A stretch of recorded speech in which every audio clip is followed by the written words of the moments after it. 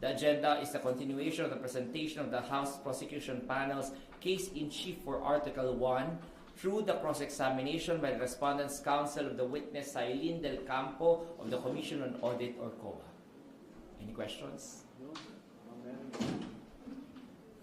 Attorney Mary Moraes from One News One PH po. Yung regarding lang sa concern ng PROSEC, yung stipulations, yung confidence sana to compare documents, di ba hindi naman natuloy, magbibigay na lang ng copy ng pre-mark evidence sa impeachment court.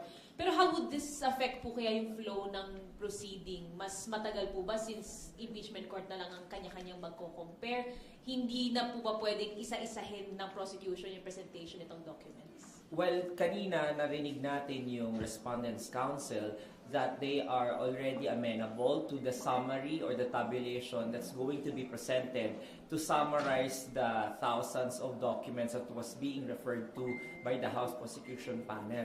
So, ibig sabihin po nun, base doon sa Rules of Court, Rule 130, Section 7, nakalagay po doon na yung summary na yun ay papayagan maging representative evidence of the documentary evidence. So long as merong access yung both parties and even the court doon sa mga dokumento na yon kung kinakailangan nilang ito i-refer in the future. So ganun na lang po yung nangyari at sinabi ng Respondents' Counsel na hindi na po hindi na kailangan ng pagkakaroon ng stipulation or pre-marking dahil that is unnecessary given the strategy of the House Prosecution Panel na magkaroon na lang ng summary at tabulation. So dahil doon, kaya kanina si Counsel for Prosecutor Attorney Lorna Capunan was insisting na ang ibig sabihin ng summary na yon hindi na ko questionin yung mga dokumentong nire-refer dun sa summary na yon, which are the acknowledgement receipts, hindi na ko questionin ng Respondents' Counsel, to which Respondent Counsel did not agree to, kasi sabi niya nga subject naman yon sa aming cross-examination, and kapag may offer of evidence na subject to them questioning the authenticity of all or some of those documents na nakalagay doon sa summary or tabulation. Attorney, yung sa mga nakalista pa po na witnesses for this week, kumusta po kaya yung time and motion? Kaya po bang hindi sumobra doon sa trial days for this specific article of impeachment? Mukhang ngayon medyo delayed tayo because of the yung nawalan ng pasok kahapon, so na-minusan tayo na isang araw, at pagkatapos noon, 3 pa yung nakasalang na testigo, yung 2 special disbursing officer at saka si Ms. Marivic Pareha, at hindi pa tapos yung testimonya for cross-examination, redirect if ever, at saka recross ng ating kasalukuyang testigo na si Sailin Del Campo, plus hindi pa kasama dyan yung interjection ng mga judges. Nakita niyo naman based sa time and motion natin the past few weeks, usually yung mga senator judges will take one session or isang 2-hour session para matapos nila yung kanilang mga tanong. And the cross-examination based on previous witnesses and time and motion studies na nakita natin na usually inaabot to ng 2 session, no? Morning and then afternoon session. So if we compute the number of, if we consider the cross-examination to be taking that much time, then baka hindi tayo umabot bukas na matapos para kay Ms. Sailin Del Campo, and we might bleed into Ms. Sailin Del Campo still testifying until Monday next week. And attorney, yung pagdating po dun sa offer naman ng admissibility ng evidence, gaano katagal naman po kayo pwede nitong madagdag doon sa trial calendar? Yung sa offer na to, no, yung naririnig nyo kanina, no, subject to the offer, the authenticity is not being admitted, or the presiding officer is not making a ruling on the admissibility or authenticity of the documents.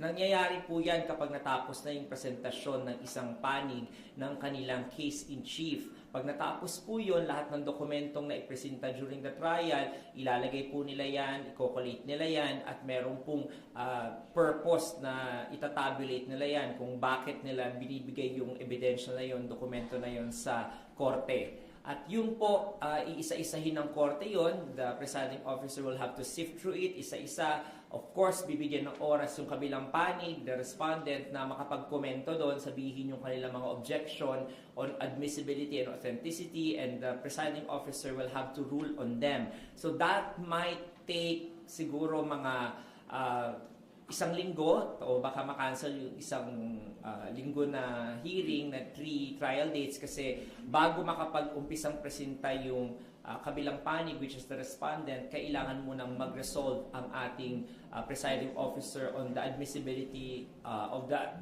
evidence presented by the House Prosecution Panel para alam nung kabilang panig, which is the respondent, na magpresenta kung ano doon yung kanilang mga sasalagin na mga ebidensya. Kasi yun lamang na in order na ng presiding officer na ebidensya, yun lamang yung pwedeng maging parang official na mga dokumentong sasalagin naman ng respondent.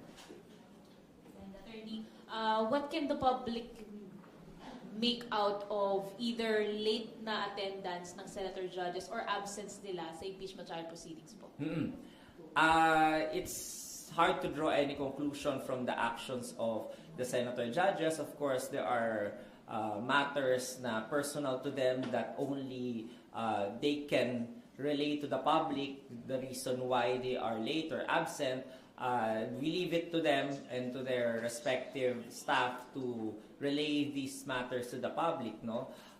Now, doon sa ang concern lamang ng publiko dapat sa attendance or tardiness ng ating mga senator judges should only relate to the quorum, na kapag kulang po yung ating mga senator judges, not enough to constitute a quorum, then wala pong trial na mangyayari. So basta po ma-meet po yung minimum threshold for a quorum, enough na po yun para mag-conduct at magpatuloy yung mga proceedings pang-araw-araw sa impeachment trial.